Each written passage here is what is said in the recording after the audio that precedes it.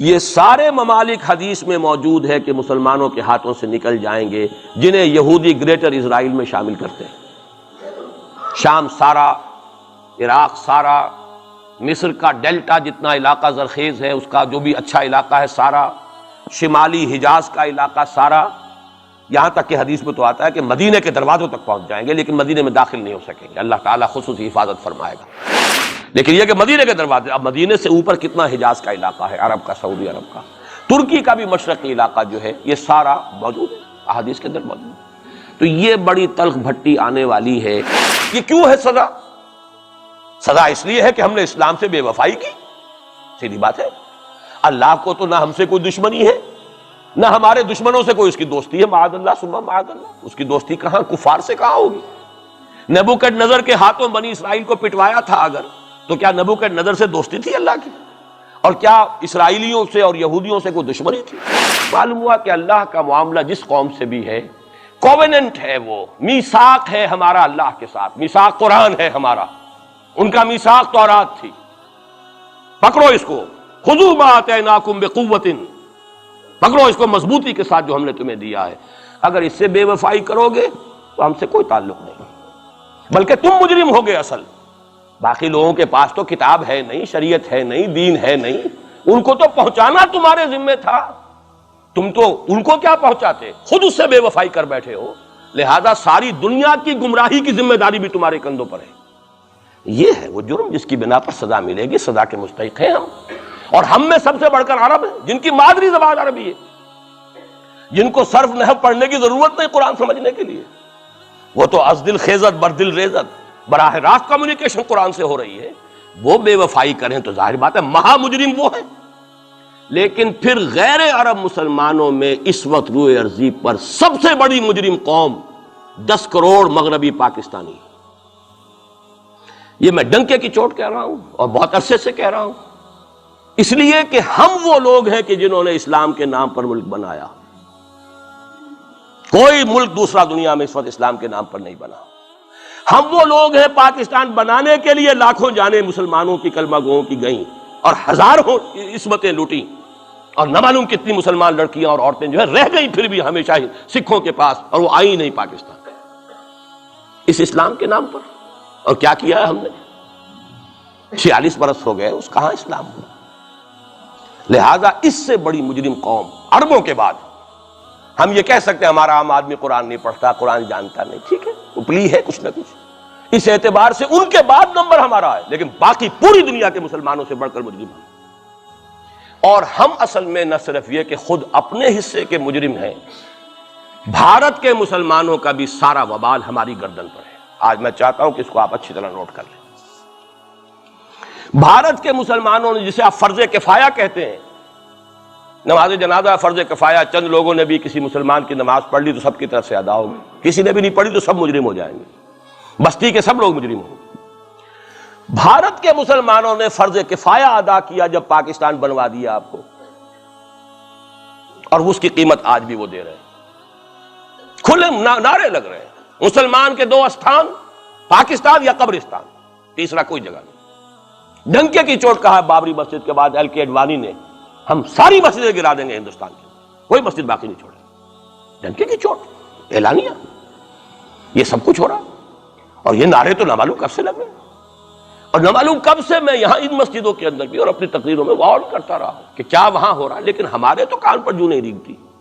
ہمارے تو وہی دھندے ہیں، وہی کاروبار ہے، اپنا بزنس ہے، اس کے سارے مسئلے ہیں، اس کی اپنی بلڈنگیں ہیں، اپنی موٹریں ہیں، اپنے ٹیلی ویژن ہیں، اپنے کئی کورسز کے ڈنرز ہیں۔ اللہ خیر صلی اللہ، ہمیں بحث کیا اسلام سے؟ تو بتائیے ہم سے بڑا مجرم کون ہوگا؟ آج جو کچھ ہندوستانی مسلمان پر بیت رہی ہے اس کا جرم ہمارے کندھے پر۔ یہ میں جذباتی انداز میں نہیں کہہ رہا، میں تو 2 اور 2 4 کی طرح ثابت کر سکتا ہوں۔ انہوں نے فرض کفایہ ادا کر دیا،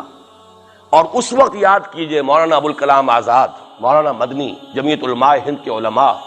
اپنے تقدس اور اپنے تدین اور اپنے تقوی کے اعتبار سے انکویسچنیبل، کوئی شک و شبہ نہیں ہو سکتا ان کی نیت پر اور ان کے تقوی پر اور کردار پر، انہوں نے کیا کہا تھا؟ یہی کہا تھا کہ یہ پاکستان بنا کر تم مسلمانان ہند کو 3 حصوں میں تقسیم کر دو گے۔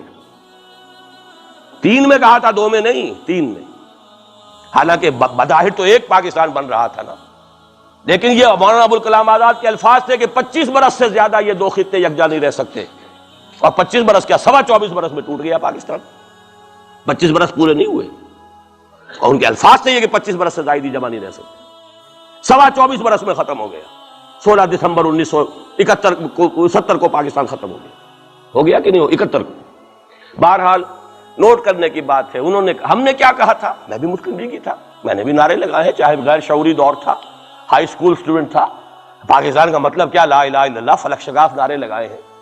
اور نوائے وقت کا پرچہ انتظار کرتے تھے اسٹیشن پر کھڑے ہو کر، حصار ریلوے اسٹیشن کے اوپر، کہ اب گاڑی آئی اور اب نوائے وقت لیا اور پھیل گئے پورے شہر میں اس کو پہنچانے کے لیے۔ ہم کیا کہا کرتے تھے، جی نہیں، دو طرف سے پاکستان جو ہے مضبوط پاکستان ہوگا، ہندوستان میں کسی ہندو کو جرت ہوگی مسلمان کے لیے کوئی میلی نگاہ سے دیکھنا بھی؟ وہ سارے خواب کہاں گئے؟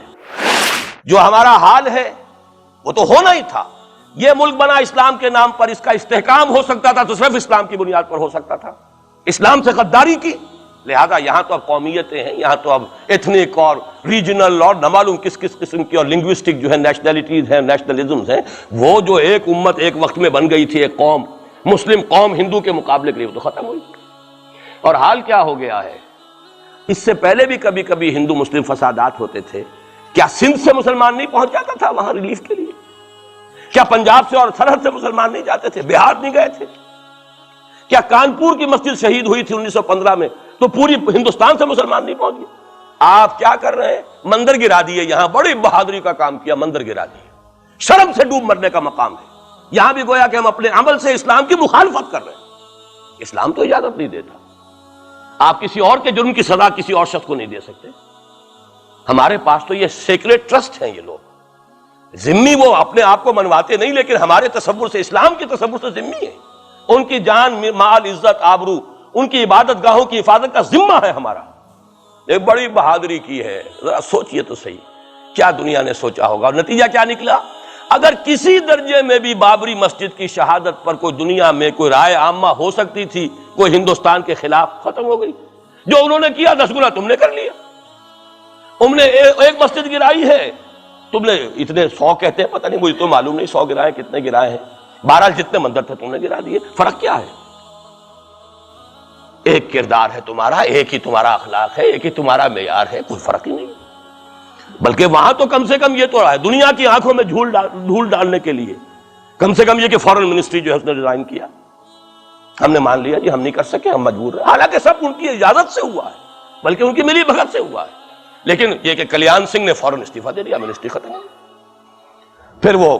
بھارت کی مرکزی حکومت نے اور بھی پارٹیز کو بھی بین کر دیا، اور اس کے بعد یہ ہے کہ انہوں نے حکومتیں بھی 3 اور صوبوں کی توڑ دی، وہ تو سرخرو ہو گئے پوری دنیا کی جو رائے عامہ ہے، ہم اس کے سوا کیا کر سکتے ہیں؟ ہمارا ایک دستور ہے، دستور میں جو بھی صوبائی حکومت ہوتی ہے اس کی اجازت کے بغیر ہم فوج بھیج نہیں سکتے، وہاں پہ صوبائی حکومت تھی، اس نے ہمیں یقین دہانی کرائی تھی، سپریم کورٹ کو بھی یقین دہانی کرا دی تھی کہ مسجد کو کچھ نہیں ہوگا، تو ہم تو اس کے اوپر ڈیپینڈ کر رہے تھے، ہے سب جھوٹ، سب کو پتا تھا جو کچھ ہوگا، اندر خانے ملی بھگت تھی، لیکن یہ ہے کہ کم سے کم انہوں نے فیس سیونگ کے لیے ان کے پاس مواد موجود ہے، آپ کے پاس تو وہ بھی نہیں، آپ کے تو اخبارات نے لکھا ہے کہ کارپوریشنز کے ٹریکٹرز جو ہیں گئے ہیں گرانے کے لیے، اور وزراء جو ہے، ایک وزیر کا نادر پرویز کا تو نام آیا ہے، اخبار میں خبر تھی، ہم نے بھی پڑھی تھی، فوٹو بھی دیکھا تھا کہ وہ خود ہاتھ میں پھاوڑا لے کر جو ہے وہ منظر گرانے کے لیے چلے۔ یہ جو صورتحال ہے جان لیجئے، اس وقت میں آپ کو بتانا چاہتا ہوں ہندوستان کے مسلمان پر تو جو قیامت بیت رہی ہے، میں نے اپنا ایک تاثر کچھ عرصے پہلے یہاں شد بیان کیا تھا، رہا ہے میرا تاثر، اور وہ ہے اصل میں وہ لاسٹ سپر جو ہے انجیل میں جس کا تذکرہ ہے، حضرت مسیح علیہ السلام نے جو آخری کھانا رفع سماوی سے قبل کھایا ہے اس باغ میں جہاں روپوش تھے اپنے حواریین کے ساتھ، تو اس میں یہ الفاظ آئے ہیں، میں نہیں جانتا صحیح ہیں غلط ہیں، وہ ایک علیحدہ بات ہے، کہ آپ نے وہ روٹی توڑی اور کہا کھاؤ، eat and this is my flesh, یہ میرا گوشت ہے، کھاؤ، اور اس کو کہتے ہیں وائن، کوئی مشروب ہوگا جو بھی ہوگا، ڈالا کہ پیو، drink and this is my blood. میرا احساس ہمیشہ یہ رہا ہے، اس کے بعد کچھ ماند پڑ گیا، جب یہاں مسلمان نے یہاں مارا ہے اور کچلا ہے اور زندہ آگ میں جلایا، پھر بات ختم ہو گئی، میرے دل کے اوپر سے وہ احساس ختم ہو گئے۔ وہاں ہندو کے ہاتھوں جب مسلمان کے ساتھ یہ کچھ ہوتا تھا تو پھر جب میں کھانا کھاتا تھا محسوس کرتا تھا کہ میں ہندوستانی مسلمان کا گوشت کھا رہا ہوں اور ہندوستانی مسلمان کا خون پی رہا ہوں۔ یہ ہمیں عیش جو یہاں حاصل ہے، جو آرام حاصل ہے، جو ہمیں یہاں پر سہولتیں حاصل ہیں، جو معاشی اس کی کاسٹ پر ہے. اس نے آپ کو یہ ملک لے کر دیا اور آج تک اس کی قیمت ادا کر رہا ہے، اور ہم جو ہے عیش کر رہے ہیں، گل چھرے اڑا رہے ہیں. یہاں جس کے پاس 2 پیسے ہو گئے برقع اتار کے اس نے پھینک دیا. یہ معلوم ہوتا ہے کہ یہ تو مفلسی کو چھپانے کا ذریعہ تھا. 4 پیسے ہوں، اچھے کپڑے پہنے ہوئے ہوں، میک اپ صحیح کیا ہوا ہو، تو پھر برقعے کی کیا ضرورت ہے؟ اور میں نے شاید سنا ہے آپ کو، مجھ سے تو چند لڑکیوں نے یہ الفاظ کہے باقاعدہ. میں جب پریکٹس کرتا تھا لاہور میں کرشن نگر میں، تو ایک گھرانے کی، اور مجھے معلوم ہوا کہ ان کے والد انتہائی نیک تہجد گزار. کئی لڑکیاں تھیں بہنیں، ایک ہی تقریباً عمر 200 سے 1.5 سال کی. کبھی وہ آتی تھی کلینک میں میرے تو برقعے سمیت، کبھی آ رہے ہیں تو بغیر برقعے کے. میں نے پوچھا یہ کیا تماشا ہے آپ لوگوں کا، کبھی بغیر برقعے کے کبھی برقعے سمیت. صاف جواب دیا. میں ان کے الفاظ کوٹ اینڈ کوٹ میں ان کے الفاظ کوٹ کر رہا ہوں. ڈاکٹر صاحب جب ہمیں کوئی میک اپ کرنے کا، کپڑے بدلنے کا موقع نہیں ملتا تو ہم برقع پہن لیتے ہیں، اور جب ہمیں موقع ملتا پھر ہم برقع کائے کو پہنتے. تو گویا کہ اس کو چھپانے کا ذریعہ برقع ہے کہ کپڑے میلے ہیں، میک اپ نہیں کیا تو لہذا برقع پہن لیا. یہ ہے حال پاکستان میں اسلام کا جو ہم نے بنایا ہے.